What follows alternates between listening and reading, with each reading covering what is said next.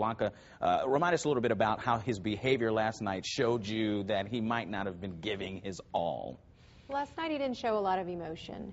And for someone who doesn't believe that their actions are wrong or bad or that he wasn't cheating, that makes sense. He's not going to show a lot of emotion. And he had the crossed legs, so he looked relaxed, but he didn't really show that emotion. So tonight, what is it that you saw in his behavior that signaled that he might be taking more personal responsibility?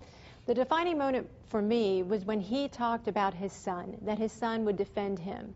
And he actually looked at his son and said, "Stop defending me." And he got teary-eyed.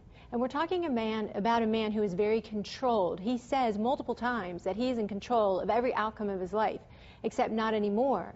So he had the controlled emotions, but his eyes got teary, and he paused, and he looked down, and his nose got red. He actually had a sniffle and had to make that. It was a long pause, It was. But then you also saw in his body language, he closed down, his legs were closed, and he covered his nether regions.